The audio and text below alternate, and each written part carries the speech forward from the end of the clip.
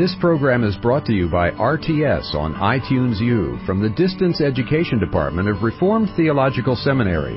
For more information on RTS degrees and programs, please visit us at www.rts.edu or call 1-855-854-6920. Well, now I want to begin that historical study. I've begun, of course, with the earliest form of philosophy, that is the philosophy of the Garden of Eden, the philosophy that Adam and Eve carried out in their conversations with God. A lot happened after that time. Of course, they fell into sin. And sin affected the mind, okay? Sin led people to repress the truth of God, Romans 1, in unrighteousness. So there are noetic effects of sin. There's the sin affects our thinking, sin affects our philosophizing.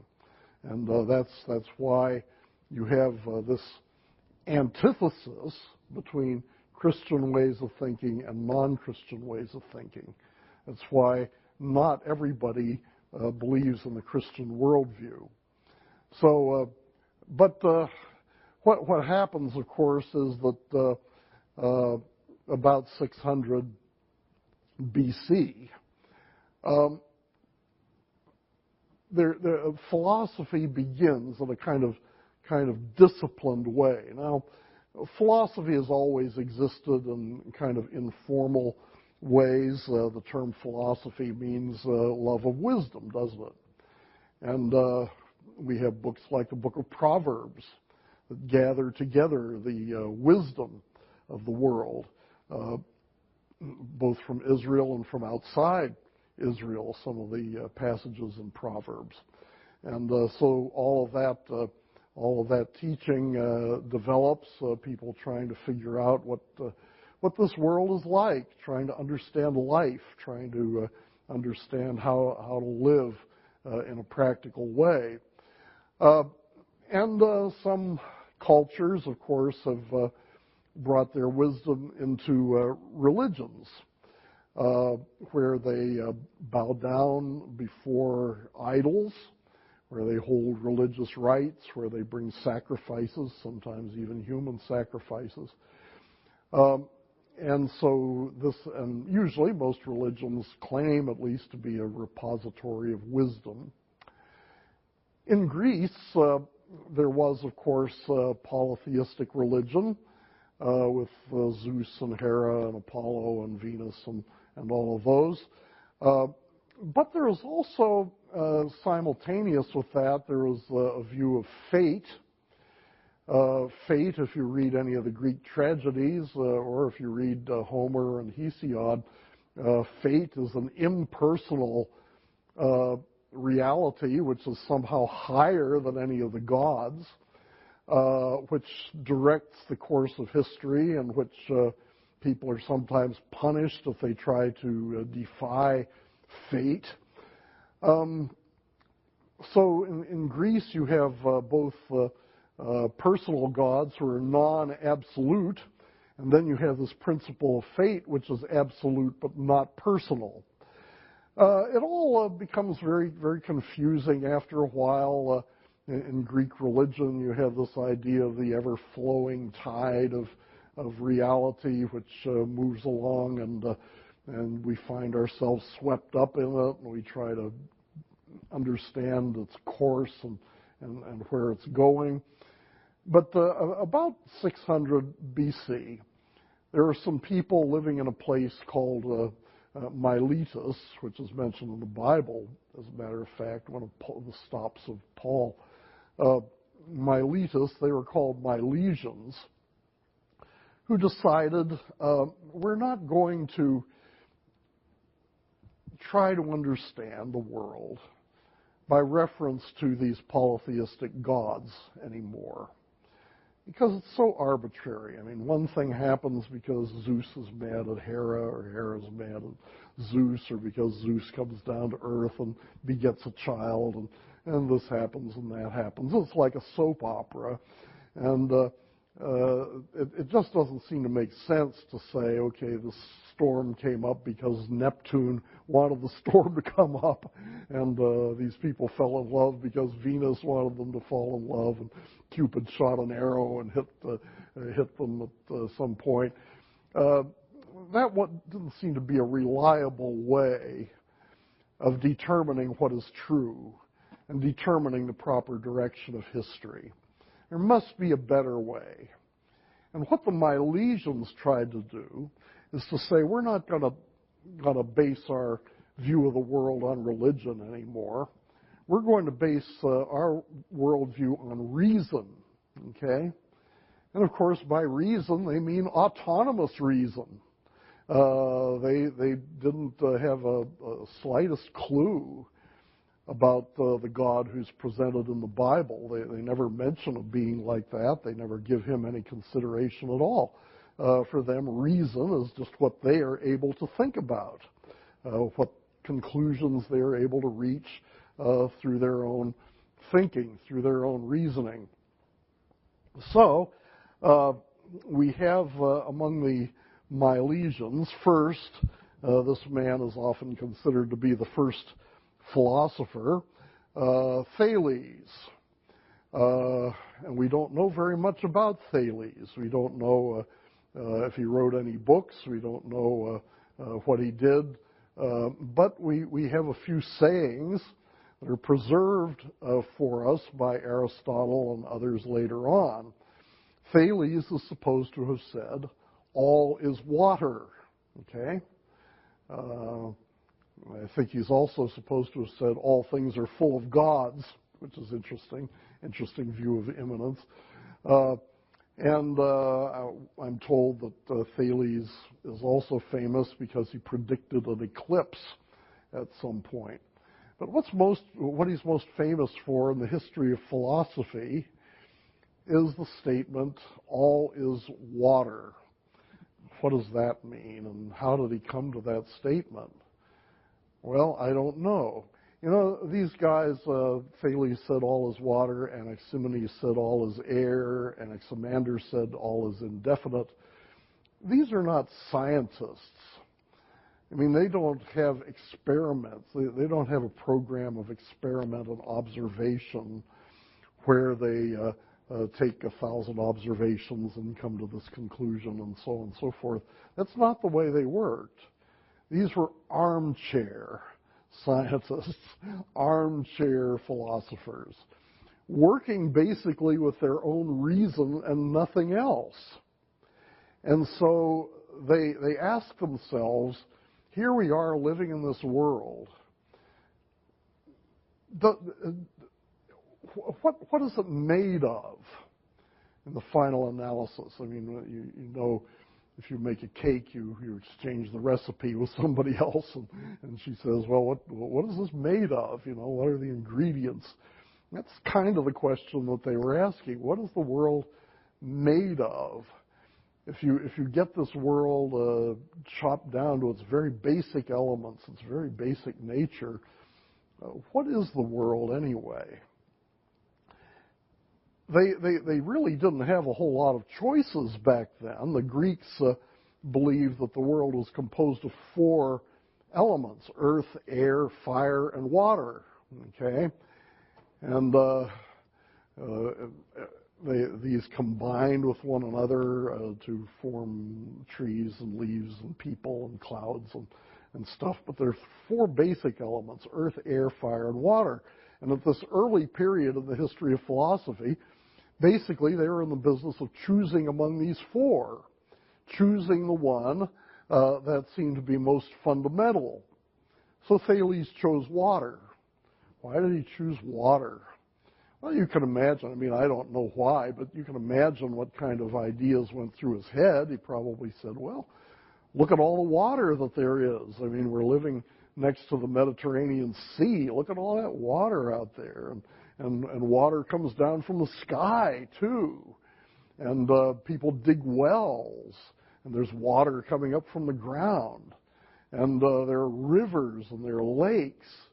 And think of how much we need water. I mean, we can't live very long without drinking water. So a lot of our bodies must be made out of water, right?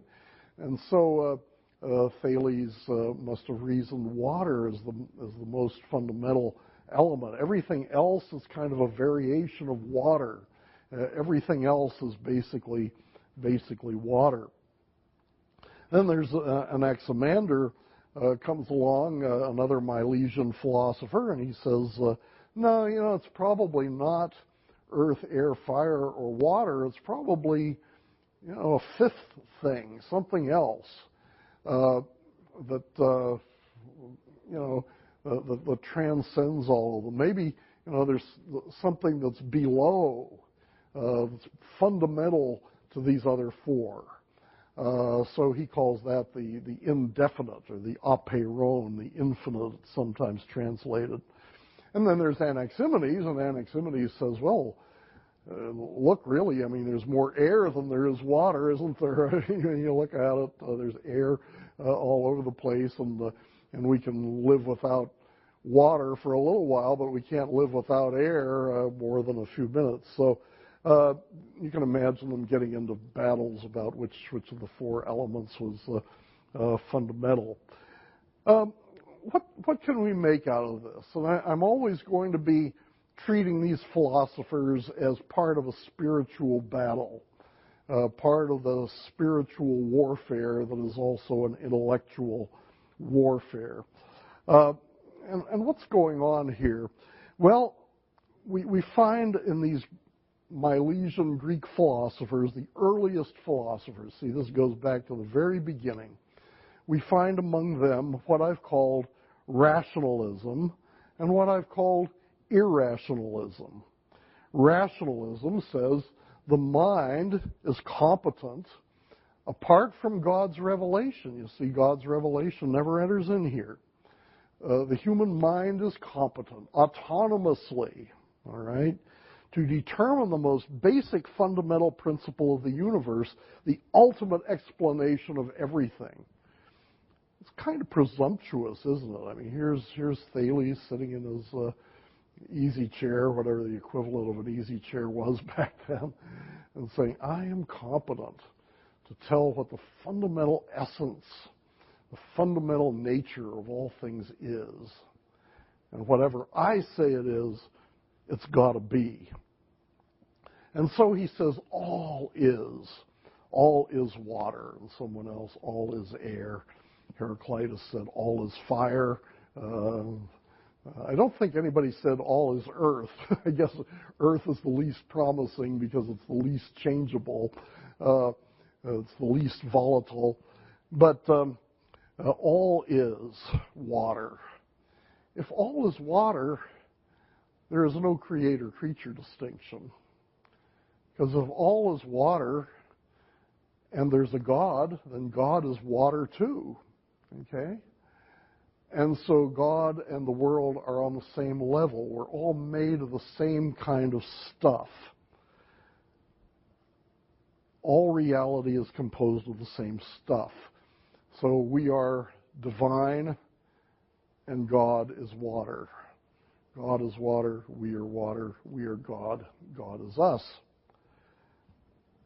Well, that's what happens with rationalism. Your mind is a divine mind because you're able to think autonomously.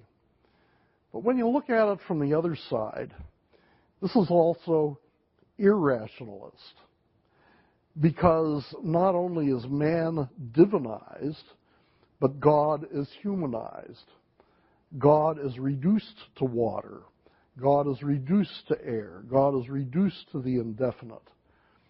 The most basic principle, see, if God exists, then God is the most basic principle. The most basic principle, the most basic thing in the world is mindless and purposeless. So there really isn't any meaningfulness to the world. There really is no intelligible structure to the world. But at the same time, on this basis, human thought is reduced to water. Human thought is reduced to air. Human thought is reduced to fire. Human thought is reduced to the indefinite.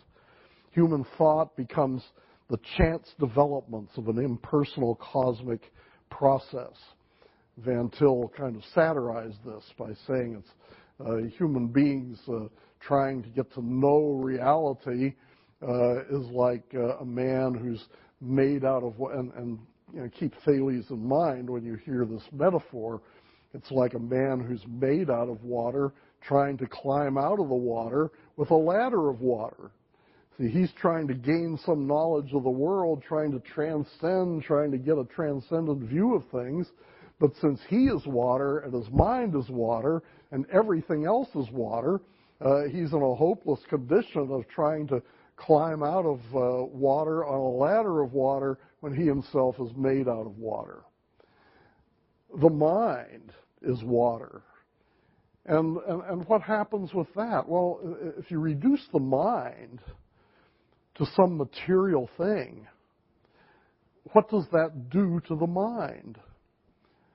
Water has different properties from the properties we usually ascribe to the mind.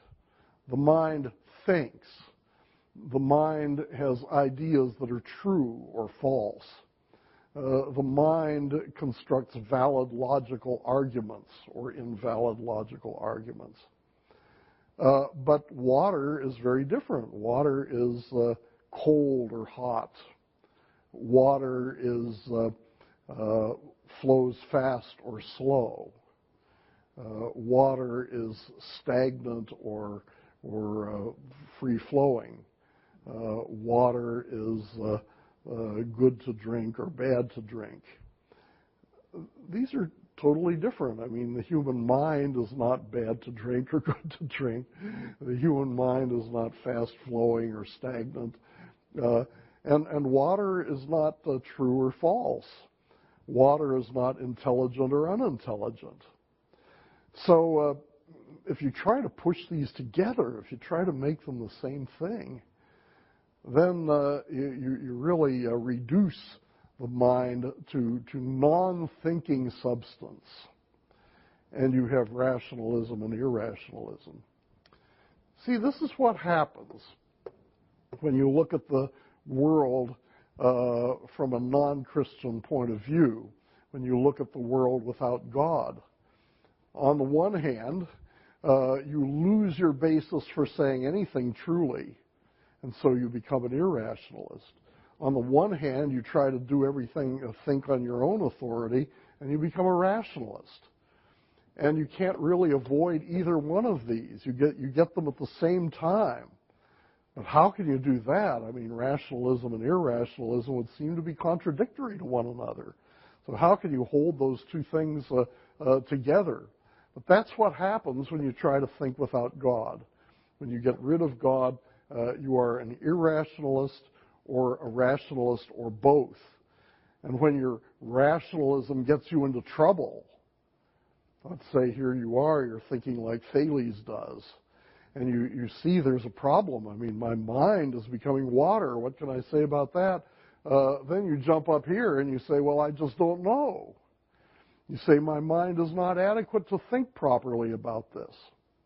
Or if you start off as an irrationalist, and you say, well, nobody can know anything for sure. And then somebody says, well, how do you know that?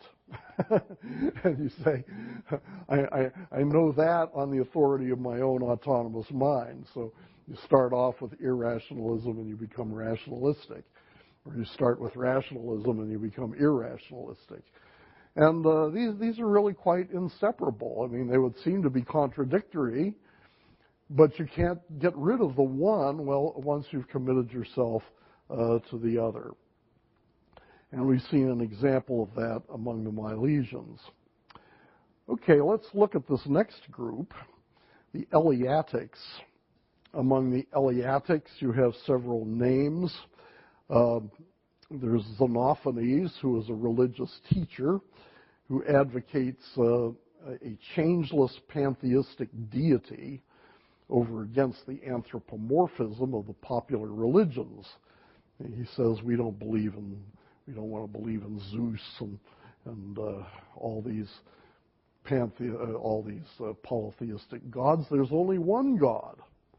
But the one God turns out to be identical with the world. Turns out to be nature, like Spinoza. And that's what we call pantheism, that God is the world and the world is God. But he emphasizes that there is one God. He is, in philosophical terminology, Xenophanes is a monist. A monist is somebody who believes that there's only one thing in the world, only one reality. And that reality for Xenophanes was his particular kind of God. Over against Xenophanes, of course, there are other philosophers who are pluralists. The monist believes there's only one being in the world. The pluralists believe there are many beings in the world, and I'll give you some examples of pluralism later on. The most famous of the Eleatics is Parmenides. Parmenides is the main developer of the Eleatic system. Then you have Zeno. You've maybe heard of Zeno's paradoxes. Zeno was a disciple of Parmenides, and he argued for Parmenides' position by using illustrations that are designed to show that Parmenides is absolutely right and his opponents were absurd. Parmenides believed that there was no such thing as motion. I mean, we seem to think that things change all the time and things are always moving. But Parmenides said that's irrational. And Zeno comes along and he tells a little story to show that motion is irrational, to show that there can't be any such thing as motion, that what we think is motion is really an illusion. And what Zeno says is that you have a tortoise, a race between Achilles, the great hero of Greece, and a tortoise, proverbially a slow-moving critter. Well, they're in this race, you see, but they give the tortoise a little bit of a head start. Well, Achilles, in order to catch up to the tortoise, he has to first transverse half the distance. His first task is to come halfway between himself and the tortoise. Okay, let's say he does it. And there's the rest of this line that he has to traverse. But he has to do half of that first, too. And then he has to do half of this. And the argument is, Zeno's argument, is that Achilles has to traverse half the distance, then half of that, then half of that, then half of that. And he never catches up to the tortoise because he has to do all these other things first. He has to do thousands, millions of tasks before he's able to reach the tortoise, let alone overtake the tortoise. So the tortoise, of course, is going to win. Well, you probably think there's something wrong with that argument. Has to do, I think, with the difference between convergent infinite series and continuous motion. But that's not important. It's just kind of interesting that Zeno defends his master Parmenides by using illustrations, which is a kind of a common thing for philosophers to do, and we'll see others as we move along. Then we have Milesians of Sardis, who attempted some positive or direct proofs of Parmenides' doctrine. But let's look at Parmenides' teaching, Parmenides being the first and the most important of these figures. The preceding program has been brought to you by RTS on iTunes U and may not be reproduced or disseminated in part or in whole for sale or for profit without express written consent. For more information on RTS degrees and programs, please visit us at www.rts.edu or call 1-855-854-6920.